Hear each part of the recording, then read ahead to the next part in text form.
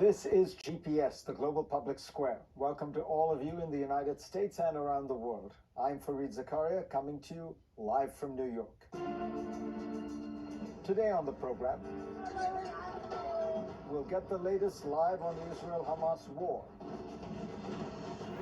Plus, the world watches as two major wars are fought, one in the Middle East and the other in Europe. In each war, one side is heavily funded by Uncle Sam. And it is Ukraine's fight against Russia that is about to run out of American funding. What does the GOP have to do with it? I will talk to AEI's Corey Shockey and Ann Applebaum of The Atlantic. Also, French philosopher Bernard-Henri Lévy on anti-Semitism rearing its very ugly head again. And former Harvard president Drew Faust on racism in America.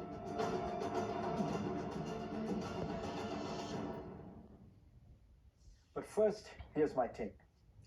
When one thinks of America's greatest strengths, the kind of assets the world looks at with admiration and envy, America's elite universities would long have been at the top of that list. But the American public has been losing faith in these universities for good reason.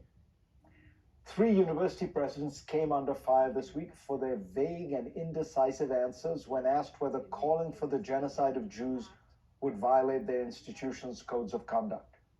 But to understand their performance, we have to understand the broad shift that has taken place at elite universities, which have gone from being centers of excellence to institutions pushing political agendas. People sense the transformation. As Paul Tough has pointed out, the share of young adults who said a college degree was very important fell from 74% in 2013 to just 41% in 2019. In 2018, 61% of those polls said higher education was headed in the wrong direction, and only 38% felt it was on the right track. In 2016, 70% of America's high school graduates were headed for college. Now that number is 62%. This souring on higher education makes America an outlier among all advanced nations. American universities have been neglecting a core focus on excellence in order to pursue a variety of agendas, many of them clustered around diversity and inclusion. It started with the best of intentions. Colleges wanted to make sure young people of all backgrounds had access to higher education and felt comfortable on campus. But those good intentions have morphed into a dogmatic ideology and turned these universities into places where the pervasive goals are political and social engineering, not academic merit. As the evidence produced for the recent Supreme Court case on affirmative action showed, universities have systematically downplayed merit-based criteria for admissions in favor of racial quotas. Some universities' response to this ruling seems to be that they will go further down this path, eliminating the requirement for any standardized tests like the SAT.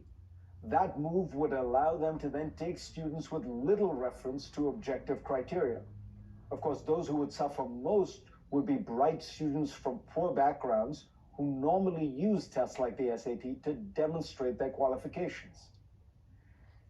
In the humanities, hiring for new academic positions now appears to center on the race and gender of the applicant, as well as the subject matter, which needs to be about marginalized groups. A white man studying the American presidency does not have a prayer of getting tenure at a major history department in America today. Grade inflation in the humanities is rampant. At Yale, the median grade is now an A. New subjects crop up that are really political agendas, not academic fields. You can now major in diversity, equity, and inclusion at some colleges. The ever-growing bureaucracy devoted to diversity, equity, and inclusion naturally recommends that more time and energy be spent on these issues. The most obvious lack of diversity at universities, political diversity, which clearly affects their ability to analyze many issues, is never addressed, showing that these goals are not centrally related, to achieving or sustaining or building excellence. Out of this culture of diversity has grown the collection of ideas and practices that we have now all heard of: safe spaces, trigger warnings, microaggressions. As the authors Jonathan Haidt and Greg Lukianoff have discussed, many of these colleges have instituted speech codes that make it a violation of university rules to say things that some groups might find offensive. Universities advise students not to speak, act, even dress in ways that might cause offense to some minority groups.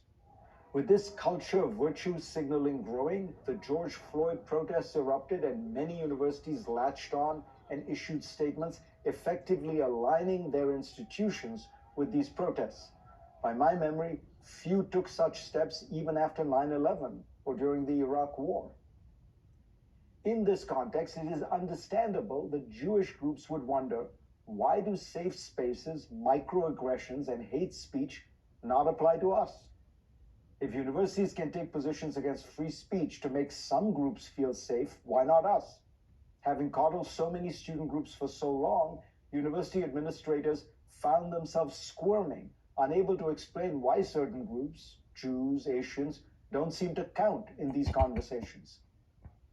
Having gone so far down the ideological path, these universities and these presidents could not make the case clearly that at the center of a university is the free expression of ideas, and that while harassment and intimidation would not be tolerated, offensive speech would and should be protected. As CNN's Van Jones has eloquently said, the point of college is to keep you physically safe, but intellectually unsafe, to force you to confront ideas that you vehemently disagree with. What we saw in the House hearing this week was the inevitable result of decades of the politicization of universities. America's top colleges are no longer seen as bastions of excellence, but partisan outfits, which means they will keep getting buffeted by these political storms as they emerge. They should abandon this long misadventure into politics, retrain their gaze on their core strengths, and rebuild their reputations as centers of research and learning. Go to cnn.com/Fareed for a link to my column this week. And let's get started.